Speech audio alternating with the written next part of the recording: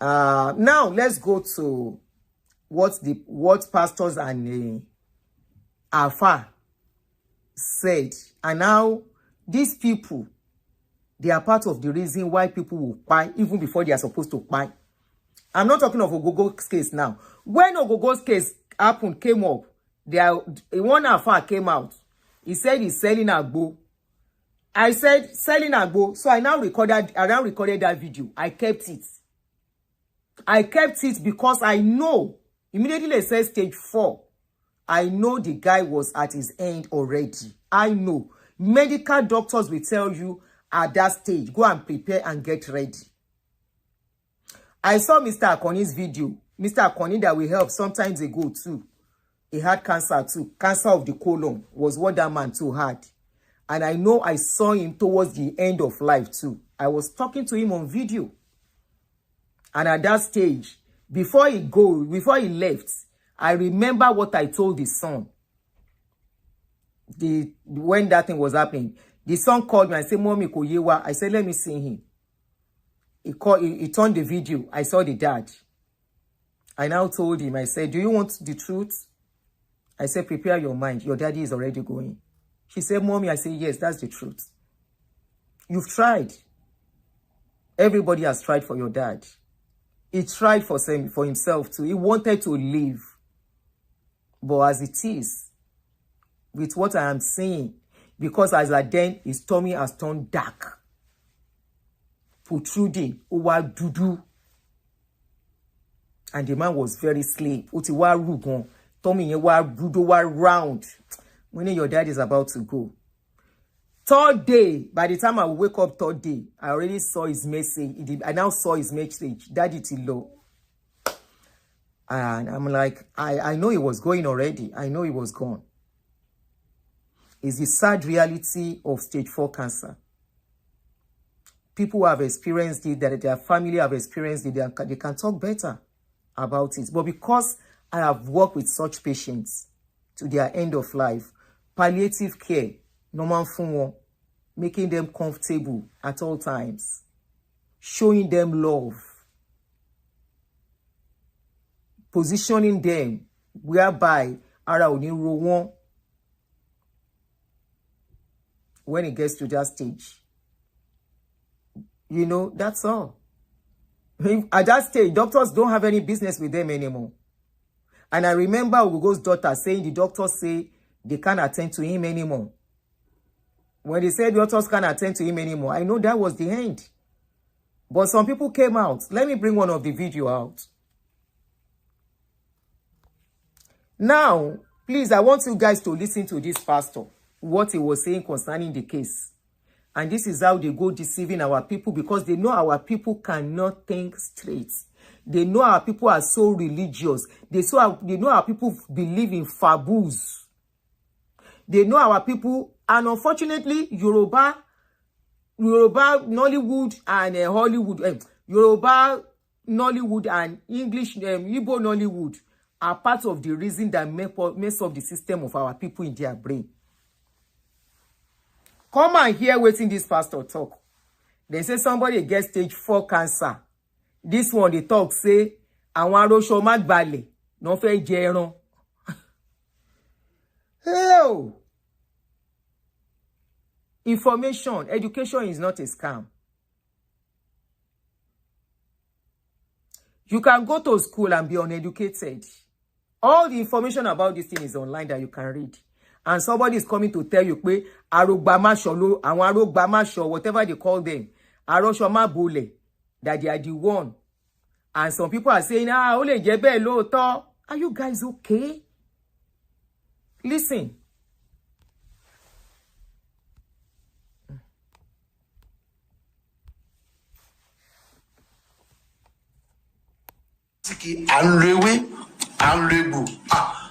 Bá confirm ni o. Èyí jáde ṣe ká mọ̀ pé tó bá lọ́nà tiwa o, nǹkan tó bá ṣe o látàrí ewé àti egbò yóò ṣe ṣe.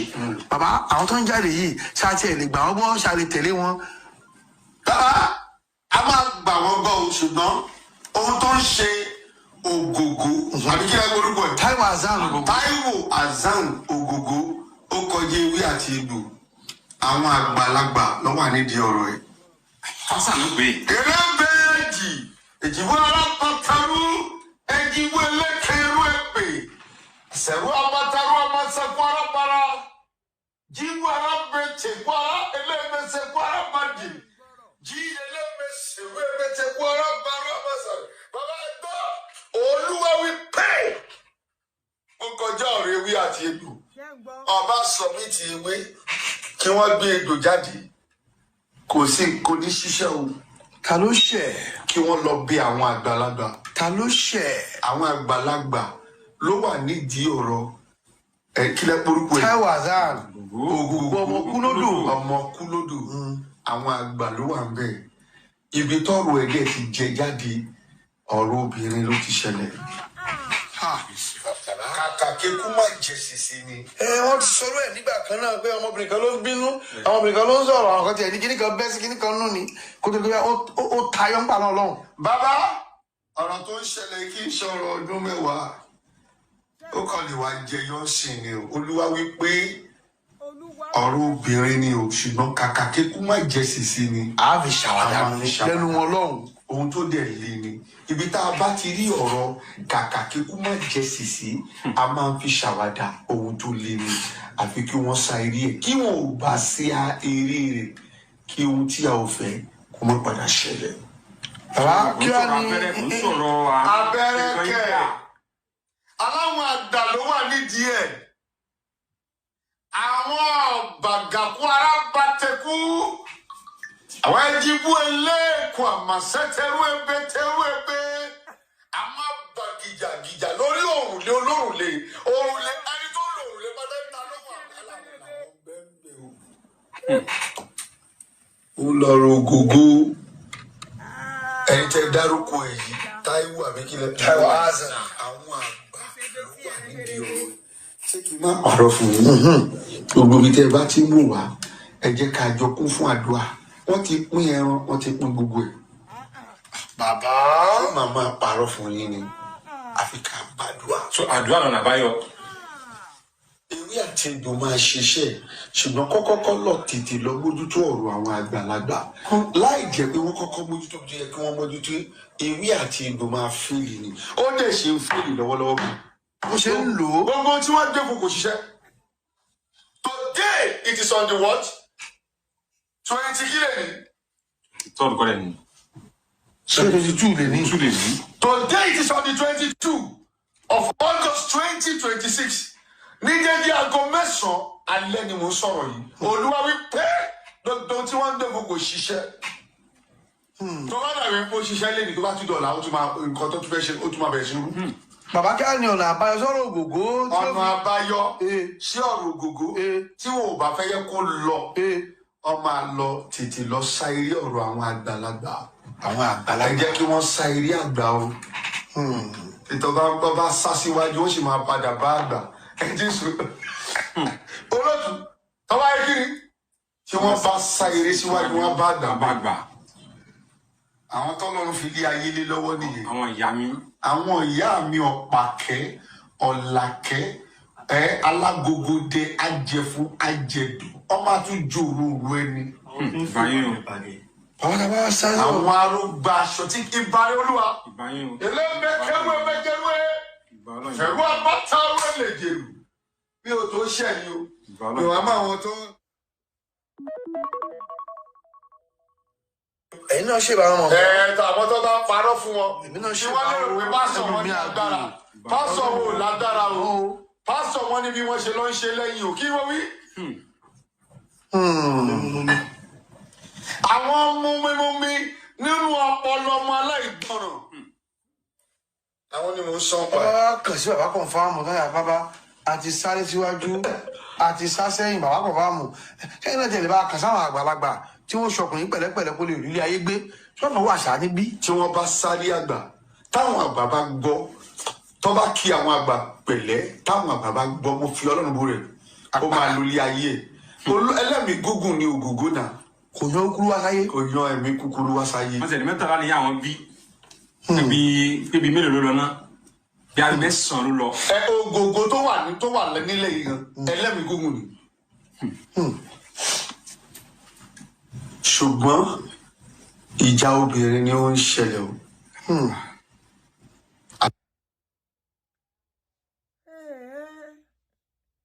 No Yoruba speaker, sorry oh. May I just translate little.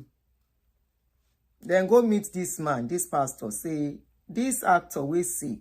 We then say, he gets stage 4. Now this man tell them, say, no be stage 4 he gets. He say na some wish. We be say this man supposed to sacrifice for. He say na dem won't shop am. Say na dem won't divide the meat to shop. He talk say, if this man can do sacrifice for those wish, say he go dey okay. Say because God give him long life. He say he must be somebody we supposed to buy now. Say na long life God give him.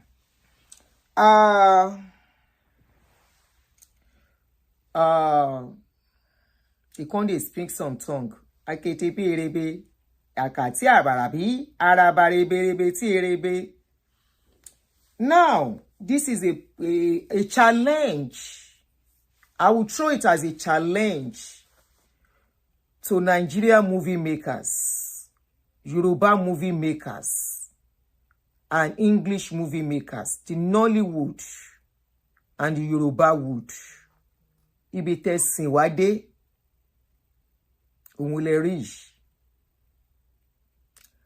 I remember if it's one of the reasons I stopped watching our movies. I lost interest totally. There is hardly any Yoruba movie you will watch. They are one of the reasons why Babalawo, why pastors and alfas are selling till today. They advertise them. They publicize them. They made them famous. Ayoba mi sheba woni baba mi mukinyi. They made them famous. Whereby people are supposed to apply logic, medicine, science. All these erebe and all the rubbish arogba mad bale won. They will never discover anything, no. They will never ever discover anything. What they did not discover, they will say they have power over it. What they don't have machine to diagnose, they will say they have power over it. If not for science. If you go to hospitals, advanced hospitals, I'm talking whereby they have good machines. You go see some machine, you go fear, say, how they take invent this kind of machine to be doing this kind of job. When I was going for some checkup of my eyes, you get one machine where I put eye for. I can't begin wonder how they take do this kind of machine. All these Yoruba people, English people, Igbo movies, now then sell all this rubbish and nonsense where you see today. That some people are taking advantage of it. And the same thing there, you can imagine. They said somebody is on stage 4. This one is saying Arugba bale. Now they want shop meat. If they want shop meat, meat you know they for market. Cow meat you know they, goat meat you know they. Fish you know they make them go shop. He said they want shop the guy body. Because they are part of the people who sold this rubbish to the public. To our society. They made it popular. They made it acceptable. They made people believe in all these things. You can hear now. And some people will be patronizing this man as he do. Some people will go to this man and say, make a help them, see waiting God. They tell them. They will go and visit this kind of man. Erebe, arabati, araba. Àwọn ya, àwọn opaki, opaka. Arogba ma bale, arogba aṣọ. Aro 100 aṣọ. Toko sori. Tí aṣọ wọn dọ̀tí. Arogba aṣọ. They paint rubbish. It's one of the reasons people see old people and they will see all those people as wish. Because by the time they are portraying in their movies, who those Arogba Mabalewa, the way they look, you will see one old woman shrinking. The teeth don't come out for your mouth, which is part of aging. When you are aging, your body will change. Oh, somebody say Auntie Aduni, the man get customers, no be small, oh, among gullible followers.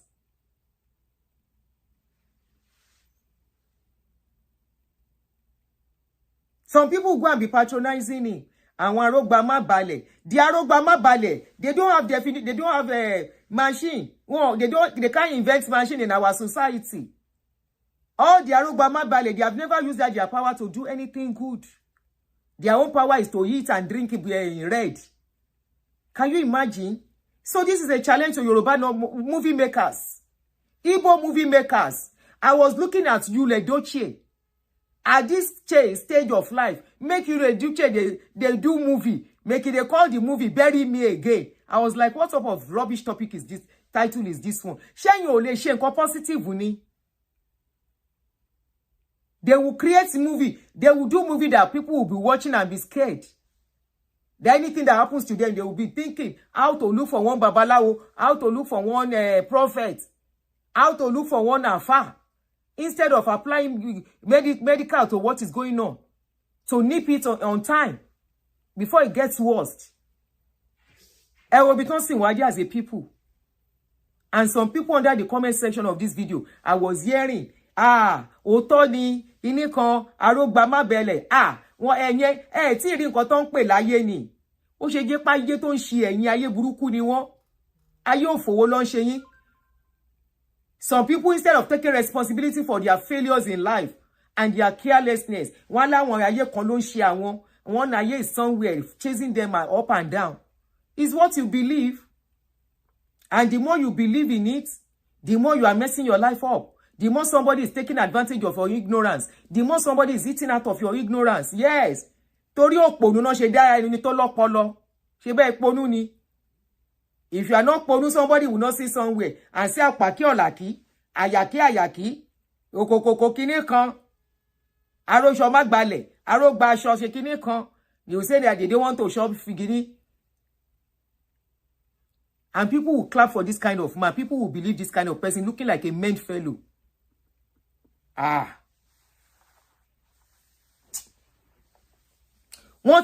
They've messed up people's brain too much. So much that an average Naija believes in juju. The same juju Boko Haram is worrying also. They don't have power over that. A lot of things are going on in that country. They don't have power over that. Even Sunday Egbo tó lóhùn lágbára ìbọn ló gbé lọ sínú bush. Àbí ìbọn kọ́ ló gbé lọ. Hey. Thank you. Elderly woman. It is normal for elderly woman, elderly man. But the reason why they always make it women. As if they will say, I want all the opaki olaki yaki, all of them that they are mentioned, they want to shop meat. Now women, no. They have turned women in our society to something else. As if we don't have old men. When you are growing older, your body will change. Your skin will change. It is normal you will shrink. Your skin will wrinkle. It is very normal. They will now portray those women. Wrap red cloth on them. It's the reason why many people don't wear red cloths. They will say red cloth is abomination for them. They will say, if you wear red cloth, kiniko, basta emu. We are gone as a people. Kishepe. I don't know how this can be managed and how this mindset can go. Possible. I don't know how it's possible. They will say, don't wear certain color. Koba color emu. Anything black, don't go near it. Don't wear any color of cloth that is black. It's not good for your star. They will tell you, take note. Anytime you wear a black cloth, you will see that on that day, something must happen. You wonder, well, okay, there was a day I wore one black cloth. On that day, a car nearly hits me. What was it? Washer? Oh, washer in here. Oh, what? Oh, the washer one. Who told you there is no why black, why red? Aṣọ funfun ni ṣá, funfun ni gbò. Ìyẹn ni pé nǹkan t'òyìnbó ló dájú. You see how they have messed up. Color wo lèyàn ò lè wọ̀? Please tell me. Dúdú tó ní kẹ́ má wọ̀ yẹn lòyìnbó like jù. That black cloth where they say make you know where. Now òyìnbó they wear pass. They don't wear anything black oh. Is àwọn aṣọ àwọn ìyá ni o. Aṣọ àwọn arógbá má balẹ̀ ni o. And you should be running from the cloth. So we tell you don't eat yam porridge oh. Yam porridge tó dùn pa. So we say don't eat okra oh. So we say don't eat, not because for medical reasons oh. They will say if you drink okra, if you eat okra, oúnjẹ àwọn ìyá lẹ jẹ, okra tèmi like pa. Don't eat anything slimy. Kíni àwọn ìyá ni. Gbogbo nǹkan ni kíni àwọn ìyá. And all this ìyá, with all the problem we are going through, why can't all this ìyá come out and help us? Àwọn bàbá ò lájẹ àbí, ìyá ló lájẹ. Na women see shege for their hand for that society. As a society, as a community. Women don't see shege promax. Eh? Àwọn ìyá kan náà tún ṣe. Ipa. Wọ́n pè nǹkan ní cancer stage 4. Ẹlẹ́rọ̀ṣọ́ má gbalẹ̀ ni. It is finished. And people were believing on that comment section. Anyway, let's go forward. After this one, now in this one self, as the thing happened, let me put Ogogo on this side. Ogogo ti lọ see me. Everybody has their expiration dates. Everything has its time and season. When it is time, it is time. Hello? Somebody don't date for stage 4. Ẹ wá sọ kọ́tàn tẹ wáyé yín wá san. Stage 4 náà pé. Kì í ṣe stage 1. Èmi ń jẹ okra dáadáa. They will tell you don't eat okra. If you eat okra, you will shake in kan. Some will say don't eat snail. If you eat snail, your success will be slow. And you will look at the person and say, don't eat snail. If your whole life good self. The people that will tell you, don't do this, don't do that. Aye won't go. Tasonso. I have heard about people saying, once you dream and you see snail in the dream, it means your progress will be slow. Always our agenda, Neo. Women don't see shege promax for our community. Women don't see shege promax.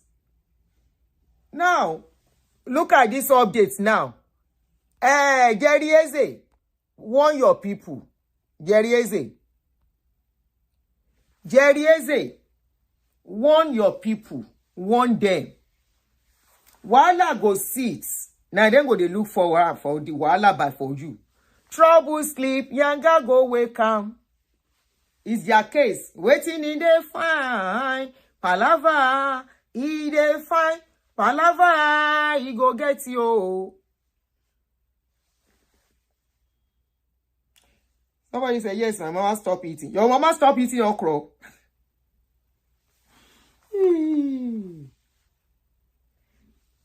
Palava, he go. Jerry Eze, warn your customers to stop letting people drag you on social media. This is not the era where people will keep quiet for all of you. Somebody just buy, instead of you to mourn and commiserate peacefully with the family, you will start blaming the family for not coming to SNNSPPD. What is NNSPPD? As Jerry Eze day, he no get people way sick. Now question I dey ask. If so Jerry Eze get power, let him go to the hospital. You see, I know they like to talk about pastors again. But when you their members, you don't mind the rubbish you people say during sensitive time. We go give you a water, and we go pack your pastor together. Yes. If family is mourning, and the next thing you want to say is to say, if them bring them come, if to say them bring that guy come, Jerry Eze church, if they are alive. That's the comments. That is it. Mumbo. That's the post somebody make. Insensitive. That is how you people trivialize and make everything as if it revolves around your pastor and your church and your religion. Somebody wrote, one Ifeoluwa said, I can't lie. I was thinking if Ogogo had joined NSSPPD, maybe he would be alive. But then again, his religion might not allow that. Hey, Joe, what is that kind of statement? If Ogogo has joined NSSPPD, he will still be alive. People, in the same way you would tell people they don't have enough faith, they didn't pray enough. The way you would tell them maybe they are not paying tithes, the way you would tell them maybe they left the faith is why something happened to them. At this sensitive time when a family is mourning, is when you can tell them about your NSSPPD. Who your NSSPPD help? Alex Ekubo was with NSSPD. And somebody responded and said, if that were the case, a direct touch from Gerieze should have healed Alex. No need for online PDP. Some of you are allowed to roam on this space need to be delivered from religious psychosis. That was the comments, the response of one John Mark Obiefuma. He said some of these religious people, if there is a way we can pack them from social media, and I think it's very necessary. Honestly, how I wish rapture can happen. I really wish rapture can happen. You know, say when rapture can happen, if to say, I wish rapture is truly real, make it carry all of them, make they carry them, come out for us, make it remain some of the rest of us where we know be religious people. Because they are messing up the mentality of people. They are messing up the society. They are very insensitive during time of pains. They don't know how to talk. They don't know how to commiserate. They don't know how to stay with you in pains. Yes, that's who they are. As long as it's not happening to them, they will look at somebody's money and will tell them it is well. It is not well for somebody in pains. They will look at somebody's money. They will tell them, did you pay your tithes? Were you prayerful enough? How often do you pray? Did you partake in the last prayer and fasting? For somebody who loves God, as if that will stop whatever is going to happen from happening. You guys are too insensitive. And I wish rapture can happen and carry you away for us. Or create another world for you guys. After all, this world is not your home. You see that guy say, these people with religious psychosis, so your type are not supposed to be in the society. In the real world. You don't deserve to be in the space of real world. You are the one that will not allow people to accept reality of what is going on with them and apply the real situation, real solution to it.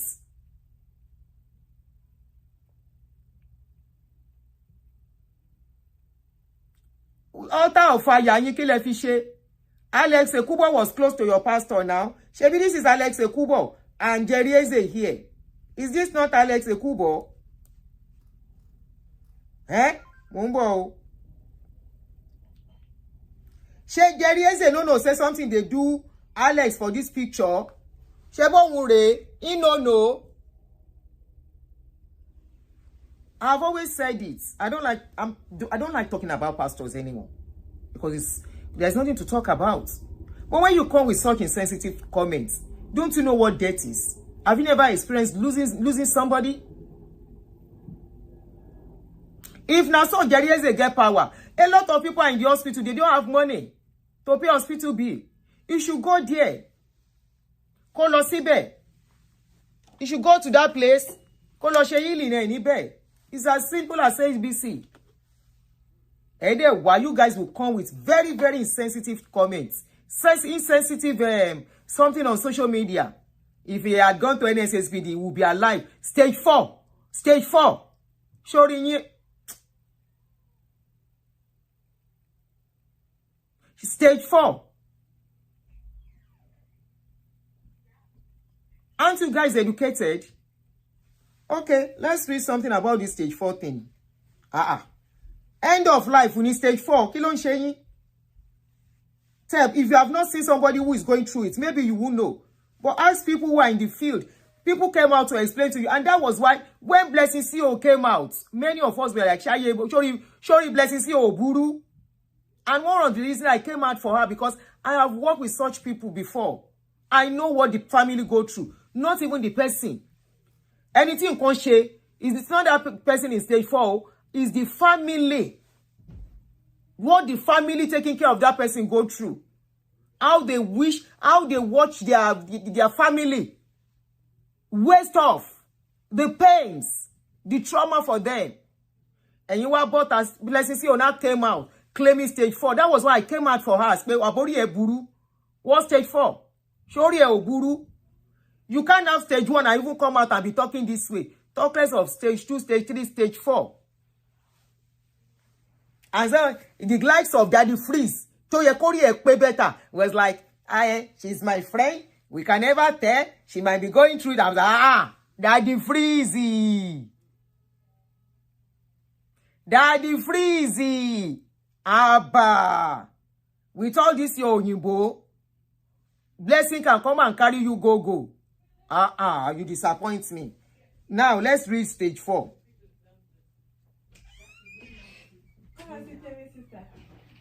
Hey, Ogbewa. Come on there. Oh, that Motiriri. No. Motiriri, I think. Hi, darling. How are you? Don't look into the camera. How are you? Good. Do you like the dog? Rob, are you scared of her? No. Okay. No. How are you? Got dog at home. Yeah. So you like dogs? Okay. She's always so excited. Yeah, she is. Báwo ni? Oh, wow. Well, ẹ kú Saturday, ẹ kú ìnáwó. Ẹ kú ọ̀rẹ́. Mo lè lo lobby iṣẹ́ ni. Okay, you are off today. Yeah. Romy, má dà kíní mi wò. You have to kneel down. You will say good afternoon. Ọmọ Òyìnbó ni. Adela sọ fún màmí pé I was asked to kneel down. Yẹ́n ló punish òun. Alright, come on. All right then. Mo ń ṣe live stream. Oh, okay. Come on, chill. She's so excited.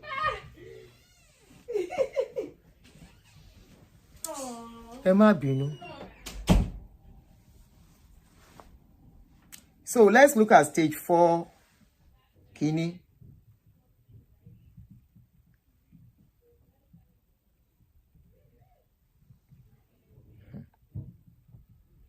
So let me just quickly read it for you. Then we move on.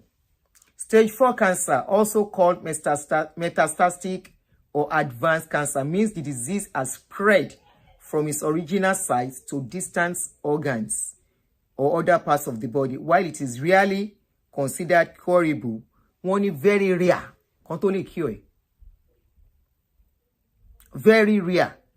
The only thing that can happen is that the treatment can slow down the growth. At this point, managing pain locum and helping the person live comfortably. Please read it when you have the time. Please, it is good. Education is not a scam. Usually phone you. Information is there. Go to medical websites. They are there to educate you. So that you can know. It can happen to anybody. Excuse me. It can happen to anybody. They have St. Jude's here. What do they advertise about St. Jude's? Children dealing with cancer. So it is not a sickness for elderly people alone. Young people in their 20s. Somebody told me the 19-year-old son. 19-year-old. Less than a year, don't discover. Anybody. So be educated. And face reality.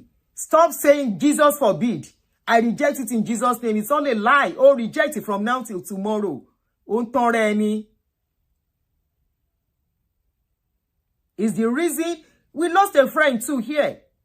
Very close friend. 3 years ago. She used to be my close friend then. Jerry Eze, you know, lo follow. Ti. I reject it. So she never mentioned it. Oku ni mo gbọ́. She never mentioned to anybody. She was hiding it. Anytime Jerry is in America, she's going for his program. program any 24/7. I didn't know. Just saw that she was sharing Jerie's program on her channel, on her Facebook, back to back, back to back. And she got on shengba yen. So she was hanging to their prayers. I reject it in Jesus' name. Lonsal Hospital. In a country where access what? That's it. By the time they will get to know it was stage 3 going to stage 4. They tried, but unfortunately, she didn't survive. Oh, down almost silly. She ma she ya konle dabi ya. Abi ma she baba le dabi baba. You guys should stop this your rubbish, your religious psychosis that you carry all around on social media. Stop it. Don't you know how you guys sound? A man sound be any talk all way dori kodo. Sorry, some things Yoruba ni ma fi so. I'll say it in Yoruba. A man sound be any talk all way to dori kodo. A man sound be any to si sinwi. That's how you Temashe sound in a situation of reality, and you bring in that your religious nonsense into it. A man that be nitori okpeni. You guys will make some statement. How has that got to do with what is going on? The reality is sickness is real, and nobody, I repeat, nobody is immune to it. Nobody, I repeat.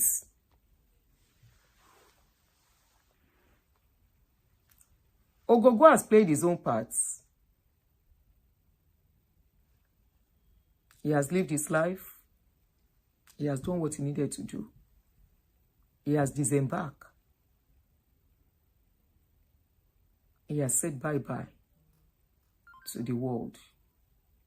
And a day is coming. You and I will do the same. How we are going to, nobody knows. Check yourself.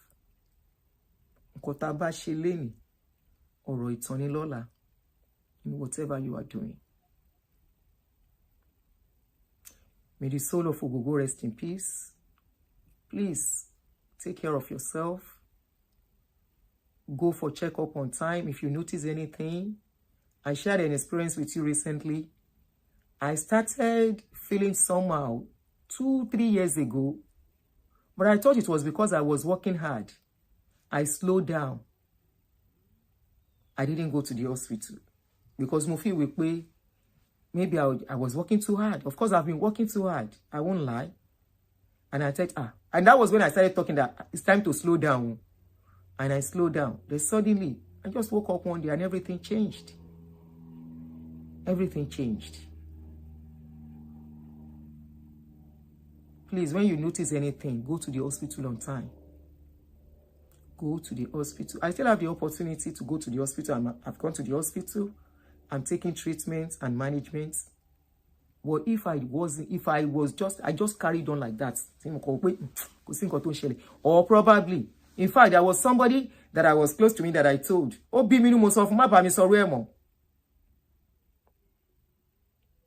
don't want to discuss what she said. Spiritual. When you don't tell me that rubbish, you should know I'm not part of that rubbish anymore. The same thing, see, commission to fiku. I'm sorry, pastor kireni. You know, and she apologized. My very good friend that I love so much. But I'm a Buddha, I'm a pari. I love her so much. So I was able to tell her what she said. She got me upset. Don't tell me that kind of a thing. I'm not for that. I'm not being worried. I'm sorry. Please check yourself on time if you know something is going on in your body. It doesn't just happen. Signs are always there that something is going on. He said he's been treating us, and I remember years ago when the ulcer issue came up, and it came up with another story that I don't want to say. Then, you know, so who knows? Who knows? All right, guys. So that takes us to the next topic for today. Now, cruise, I want cash now. I want to cash cruise. Ogogo kulodo. Ogogo kulodo. Let me hear that his voice again. Katowa stop. Condolence to the family. To Ogogo's family, to Ogogo's children. Your daddy is well loved. That should give you some kind of consolation. that your daddy was well loved. Let this give you consolation. I know it is tough. I know you love your daddy. I know it means so much to you guys. I know you want him to continue to say, nobody wants their loved one to go. But let the beauty of your father being somebody that the world loves, let it console you. And I want to listen to his voice again. This is what I love about him, his voice. He has this distinctive voice. May his soul continue to rest in peace.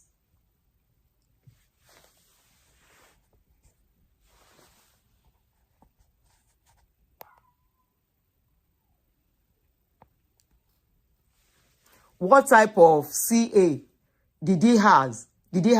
I don't know, but I think it's got something to do with his tummy, stomach, inside there.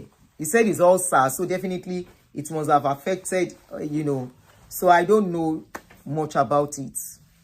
They only said the doctor only came out last week or 2 weeks ago to say it has stage 4.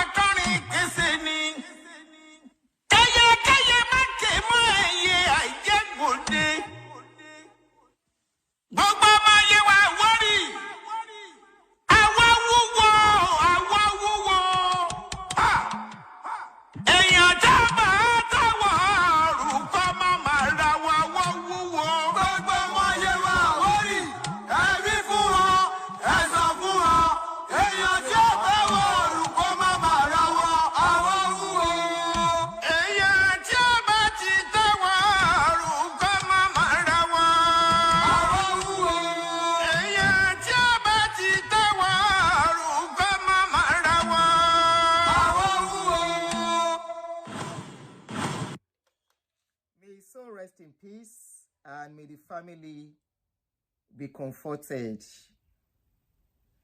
Yeah, such a talent. Yeah, his voice is very distinctive. Now this will take us to the next anyway, and that marks the end of Ogogo's video that I want to do. Okay, let me put this here. Many of you are always saying, I am coming for Funke. I am coming for Funke. What you don't know is what she does. Not only what she does, also people following her. There is a certain person always commenting under her post. That person, they always say, not only her, many of them. I went to check the person's page today, and I looked the lady. The lady is actually a redeemed member. The person say, na cancer go kill her, Juni. Here you say, na cancer go kill her, Juni. I say, okay. After that, now everybody go die. Now they fear death. Maybe when I was in religion, any cockroach itself, I fear cockroach when I was in religion. Wall gecko, I fear wall gecko when I was in religion. Cats, black cats, I dey fear them. To sleep, I dey fear because I go dream, dream. But now, I just told you guys that I'm already prepared. Anytime when the thing won't come, make it come, waiting consign me. Now if you say I don't reach my bus stop now, I go disembark, they go. Person tell you say person will go. You know waiting they happen. No. Person where don't buy, you don't know waiting they happen. You know they feel anything. You don't know whether anybody they talk about them. So why should I be bothered if I buy? Now that you say that cancer go buy me. If cancer no buy me, can't buy you unko. Yesterday, I don't know how many of you watch Aproko with Spice video where she do. Aproko was only analyzing Funke lies where she put out about chats. They ask question. Aproko said, this thing where you put out, can you not see that you are complicating issues? You are even implicating yourself. That how can somebody that is not close to you be having this kind of conversation, if not that you guys don't cook some things? And some of us were giving our opinion. We know lay courses on now. Yes, we spoke. Somebody like me, I called him. And I said the way she dey jam everybody together self needs to be studied. And if Funke enter the place, who go first attacking at me?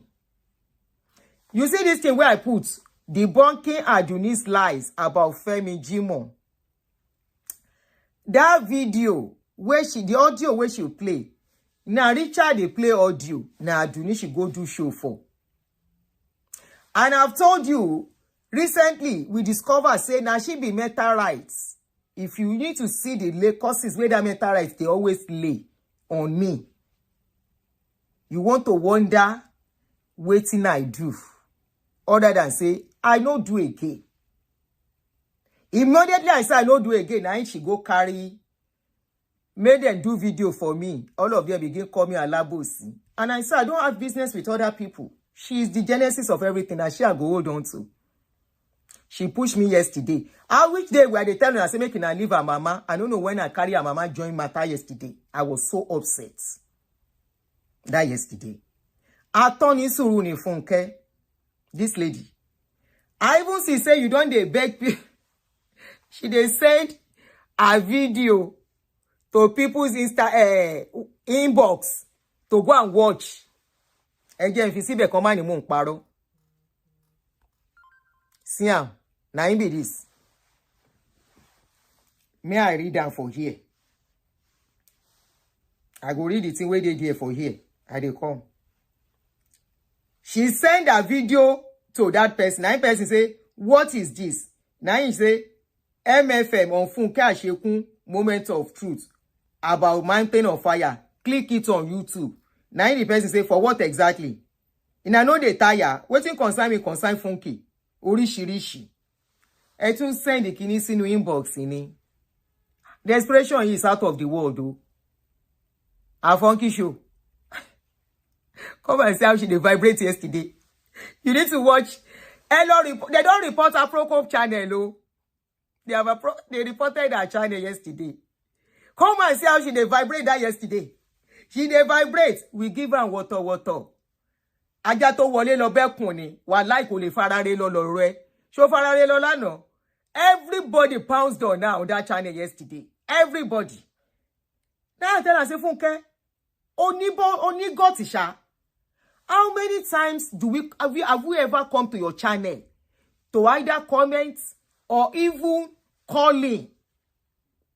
Hey, people give her water. Before I go ahead, Funke, I want to show you something. Sure you go recognize them. Motilebi ati we got jump together. Show lo ni jawo loro mi ni. If anybody call me among your circle, now you are go come for. Now you are go face because you caused all these things. I don't do waka on social media. I no get problem until you kill. Until I jam you. Anybody will jam you must to jam at bako. Only witness is sonu. Only witness is sonu. And evidence is sonu. I don't know if you recognize this edge. Where is that edge? I didn't put it. They come. Edakun, making a help me. May I look for the thing where I want put. I don't see the video here. I be inside I put them. They come.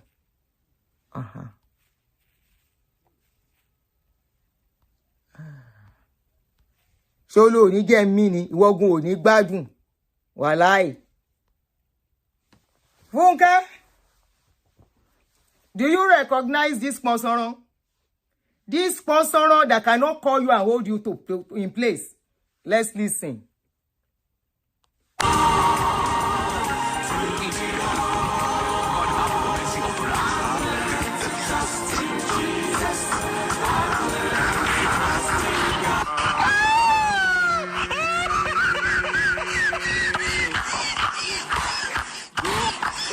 Rakato soto ributa ya kambo luzonde rebakashenda nezende reboko sondo inabalabu kabaria kakabuzoli adabashara mande kabuzonde our peace our salvation we praise you the kalabotosa. We welcome you, O God, to today's hour of praise and prayer. Holy Spirit, take over La Sambotosa. That as we worship and praise, you will receive our praise. You will mix with our praise. And you will bless us with our praise. Bakoto Nasa. Lenge Dondo Robo. God alone that should be worshipped. You alone are worthy of our praise. You are worthy of our worship. You are worthy of our thanksgiving. And we come to praise.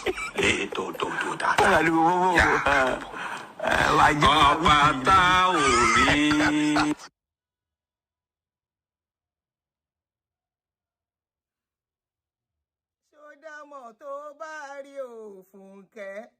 Ṣòdórí ọkọ ẹ̀ mọ̀ torí pọ̀ sanran ọkọ ẹ̀ tí ò lè pé ẹ́ kó kọ̀rẹ́ẹ̀tì rẹ̀ ṣódámọ̀ tó bá rí àbí ò dámọ̀ tó bá rí your born failure of a husband. If it's not a born failure, ọkọ ẹ̀ ṣe masakataria lórí social media 5 comments. Why are you fi kanra mọ́ mi? Please, why are you kora mommy? Waiting I do you. Egbani. Ki mora ngbai. Am I the one that say you and your husband should be a born failure? Eh? They feed you saute for Nigeria. You want to continue freebie inside America? Owa lule. Marriages funke o lule. Do it all. O lule. Kí ló tún máa ń ṣe? Ministry on television, ó lulẹ̀. Ká jí ṣọ́ọ̀ṣì gbé, ó lulẹ̀. Ká bẹ̀rẹ̀ ṣọ́ọ̀ṣì, True Vine Worshipers Assembly, ó tún lulẹ̀. Orí television, on social media where everybody dey get customer, you no get customer. So na me come cause all of that. Na me you put your teeth now. Olukoya don comot for your mouth. Na me. Shey I know you before ni? Madam Do It All. I know you before. Wo rí ọkọ ẹ̀ pọ̀n sọ̀rọ̀. Ọkọ ẹ̀ tún fèdì lórí kí ló ń jẹ́. Èmi ni mo rí. Ṣùárẹ̀. Listen, wọ́n náà gbọ́ ọkọ ẹ̀. Who wants to listen to this? Tọ́kọ ẹ̀ ṣe lórí social media. Who wants to listen to this? You are looking for offering and tithes. Kò sáyé mú. Ó ti lọ sọ kó ti bọ́. He can't work again. You cannot walk. Go and be drinking water to your GoFundMe, your PayPal. Everybody, don't forget to pray for me. Pray for me and pray for everybody in this case. They are coming after my witnesses. Oh, my witness. Olukoya, you are coming after my witness, Abi. Why are you coming after my witness? Anyway, before we go, please don't forget my GoFundMe. They have attacked my GoFundMe. Apoko and Aduni have attacked my GoFundMe. Nobody is contributing again. $1 did not even enter GoFundMe for the past 3 months. You see what Aduni and Apoko are doing? You see? Apoko, I know you collect money from Olukoya. You better go and return his money. Aduni, sorry. Sorry, money. You will see, I will not leave you. Aduni, you are the one that Olukoya have used. You want to spoil my case. I will not say anything again on social media. I will not talk again. That my social media, that my case, my appeal is coming up. It's because of my appeal. They are doing all this thing. It's because of my appeal. They want to spoil my case. They want to spoil my case. They are going after all my witnesses. You see? Apoko. You see what you people are doing? Richard. I know, Shemi. Tó bá sọ̀rọ̀ Richard. Tí n bá gbọ́ tó bá sọ̀rọ̀. Richard tó bá sọ̀rọ̀. Wo. Olukoya. Well, my appeal is coming. When the belly shake, yeah. Appeal straight. Appeal straight. When the belly shake, yeah.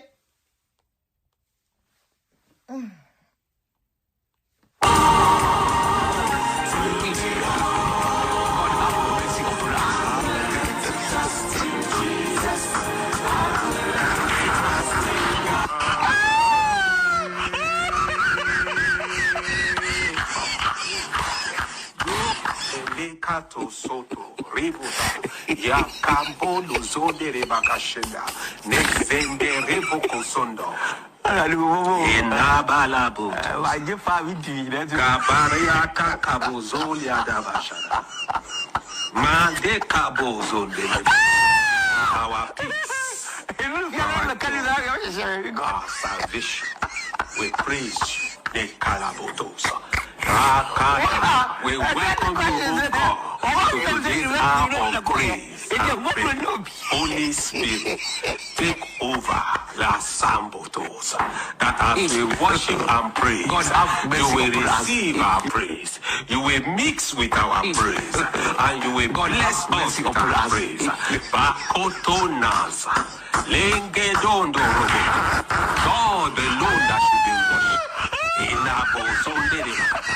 You alone are worthy of our praise. You are worthy of our worship. You are worthy of our thanksgiving. And we come to praise.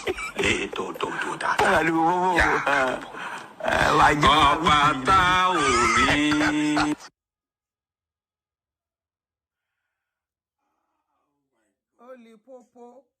You are wasting this guy's life. Who them woo? Mr. Richard, too show fún Eleni. Wait, you are saying Richard does not have a job. He has a job already. Social media, is it not a job? They never tell you.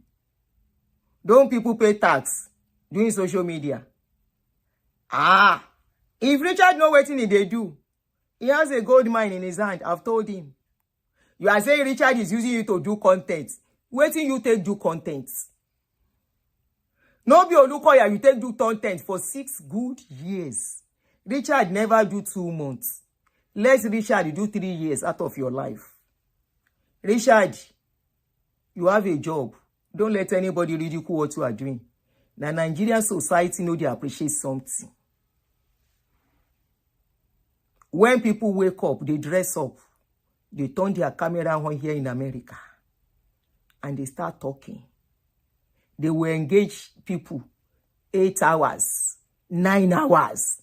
Go and look at Isaac show. I show Pepe, something. I show something, sha. He's always online. 7 hours, 8 hours. Iṣẹ́ ènìyàn kò ní share me. And the money is paying government in tax. Èmi ò gbé. Government will not joke with that kind of person because he's paying very good tax. From what? From social media. Now, Nigerian society, they don't honor, appreciate job. You have to put tie for them to appreciate you. You have to wear a bandriga and borrow a car to pretend. Richard has a job. He has a job. We want Sakiri Okwe Ubale. Your bank boy, your body no go touch ground. Her body no touch ground. Now so she dey run everywhere. Until she jam. Wetin Aproko do that yesterday? That yesterday hot for Funke. He hot. She jam inside the show. Begin abuse. Now everybody give her water. She run away. Kilometer, why you run away? You for stay. You for stay. And for some of you that are saying, leave her alone, leave who alone? Somebody that the group brought out the picture of my daughter, brought out my information, can leave her alone, raining curses on me, almost on a daily basis. Now, me still do Abi mo ti leave when? When I say leave me alone, when she came into my inbox, if she had left me alone, we will not be here today.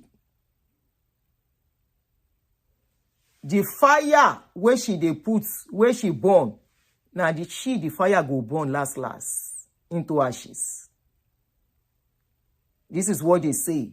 Ìgbẹ̀rẹ̀ ogun là ń rí, kò sẹ́ni tó mọ̀ gbẹ̀yìn. Why did she start it in the first place? Why? The same way she was hiding behind camera, pushing narrative online, was the game she was playing with my life. Without people knowing. Without many of you knowing.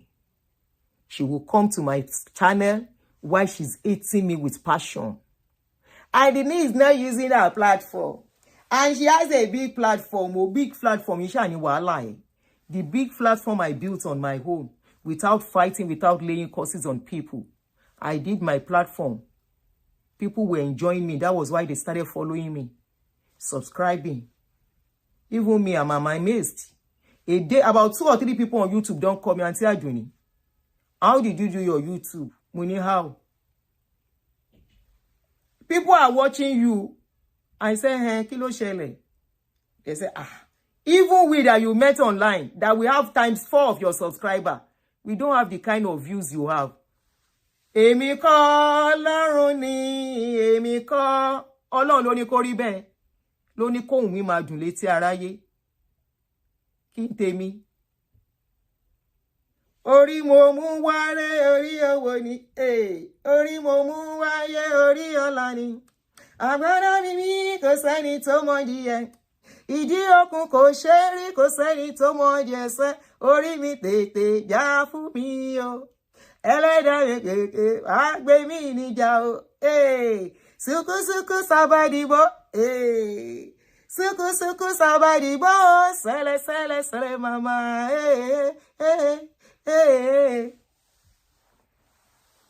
Ṣé àjọ wáyé ni? One person asked me, I say, I don't know. He said, anyway, Auntie Aduni, we dey enjoy you. You get swagger. I'm just being me. People who know me naturally, I mean, one-on-one will tell you. That's why they play. I'm a very playful person. Who wants to stay on the channel?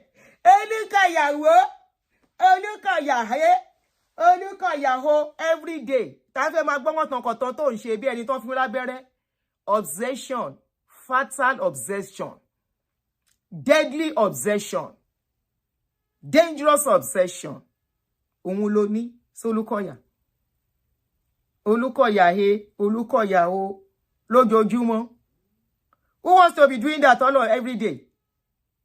Honestly, I cannot give you a full channel, a full show again. Your show will always be coming, if I have to, after a real show. Meaning for attention, yemo. Because I can see you are happy about it. You thrive in bitterness. You thrive in fights. You thrive. You have been so traumatized that you are very vindictive. You don't forgive people. And if Richard is expecting that you are going to forgive him, I've told him he should just wake up. And like I told you, Shori and Womo Yapeji, Bolu and the rest, won't share me. Issue any lot of way any go show. You won't share me. I won't stop saying it. I want you share me. I won't share me. Egbo ọmọ mi ni wọ́n. Ẹni tó bá dẹ̀ nírú ẹni kò ní sọ pé kẹ́ni sọnù. Olórí burúkú ni ẹ Fúnkẹ́. Wàláì. If you are not olórí burúkú èèyàn, you are hiding your own children. I asked you yesterday during Aproko with Spice, Aproko with Cruz, during our show. I said, Funke, your children were not minors. At least 1 or 2 of them were not minors when you were at FMFM. Can you bring them out the way you are looking for victims? Let them come and tell us what happened to you people in MFM. If you are so sure. Richard was asking something. He said, why are none of your children part of your witnesses? Why are not, even that one of the 3 people, or 4 Tokojade, why are you not using one of them that is your husband's family member to be one of your witnesses? Ogbe, when you Pamo, you hide there. You are now throwing other people's children under the bus. ẹjọ́ wa ń kúkú ẹjọ́ ọjọ́ ń kúkú story tí ẹ̀gbọ́n náà Richard play a voice note yesterday mo ní bolele where this one come from. Let's listen. Me, I'm just hearing the audio, so don't come and tell me it's an old audio. For some of us, it's not old. Egbo. Me, I sit down where. Moraye ti eleni. Mo gbọ́dọ̀ ṣe tán for 2:30 sha. Mo ń bọ̀. I saw Richard. I said, which one is this again? He said a conversation between you and Akpeji. Kí ló ṣẹlẹ̀? You know, I don't subscribe to your channel. I'm not your follower because you think what to interest in me. You are not carrying news. You are not carrying something trending. You are not teaching on your channel. You are not standing for truth in concerning Nigerian situation. You are not even helping anybody on your channel other than helping yourself and using people. That's what you do. So I don't listen to you. I don't watch you. Timbawa watch here, me watch here from beginning. Except your court case, I will not lie. That your court case, I dey watch that, I dey listen to and well. Because I dey listen to your madness inside that court case. I dey listen to how you are so stupid. Boshe stupidito, boshe sige stupido somebody.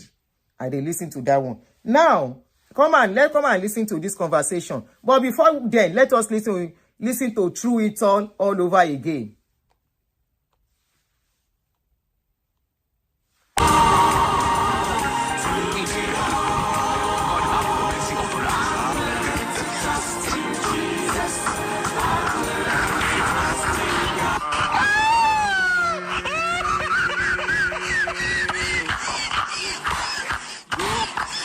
Kato soto ributa ya kambo luzonde rebakashenda nezende reboko sondo inabalabu kabaria kakabuzoli adabashara mande kabuzonde our peace our salvation we praise the kalabotosa. We welcome you, God, to today's hour of praise and prayer. Holy Spirit, take over the sambotos that as we worship and praise, you will receive our praise. You will mix with our praise, and you will bless us with our praise. Bakoto nasa, lenge dondo, God alone that should be worshipped. You alone are worthy of our praise. You are worthy of our worship. You are worthy of our thanksgiving. And we come to praise.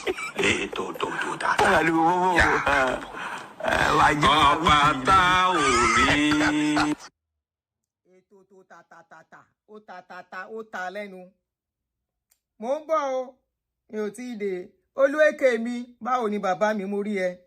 Kweti o. He no get job, he get job. The man get job. He get job. He dey work for group home. He get job. Oh yeah, ẹ jẹ́ a gbọ́. So there is a video that Richard released, an audio, sorry, that Richard released yesterday.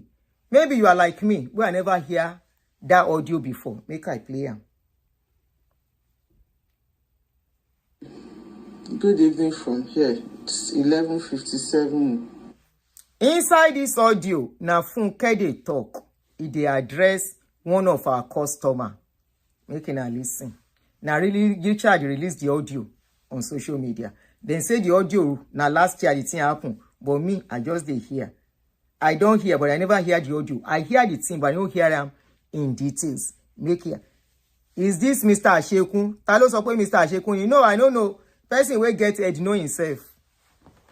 I don't know who gets head, but the person wey get the head, he know himself.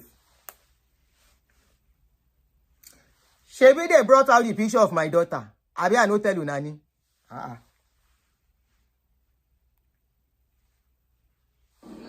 Yeah, so almost midnight. I've been receiving your messages that you are sending through Richard, and I just want to respond to them now.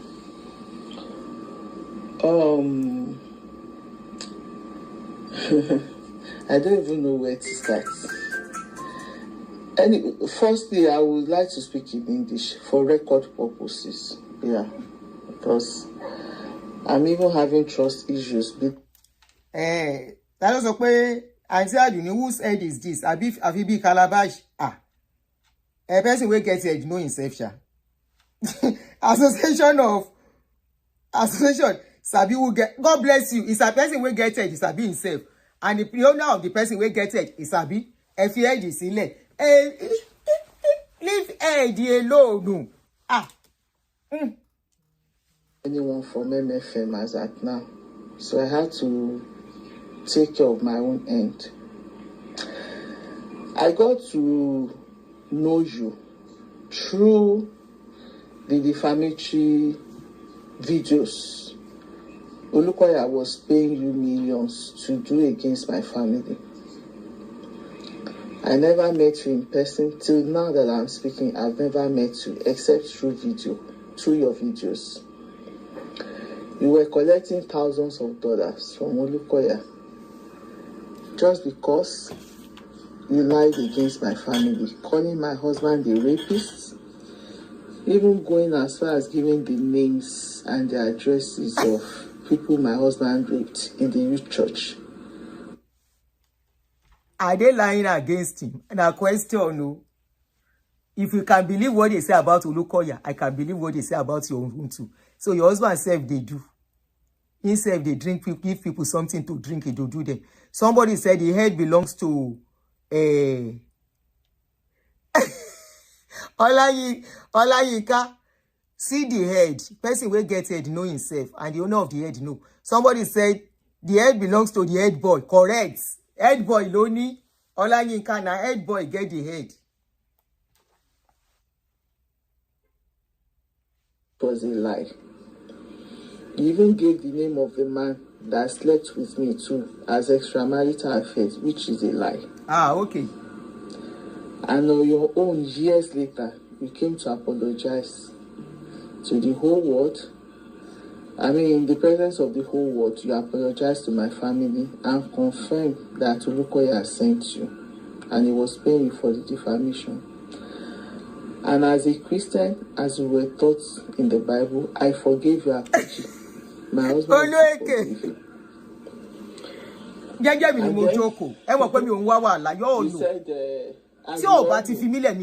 coming to apologize. Let her face her warrants. I won't leave her.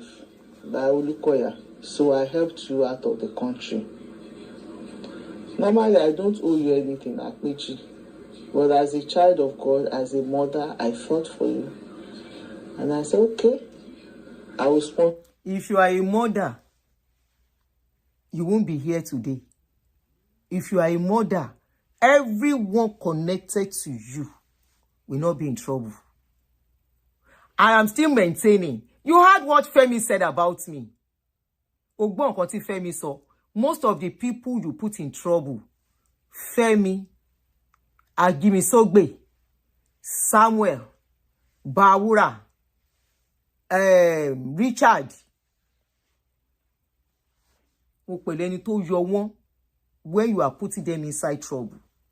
Femi left a beautiful comment that gladdens my heart. That makes me know that whatever we do today is going to be story tomorrow.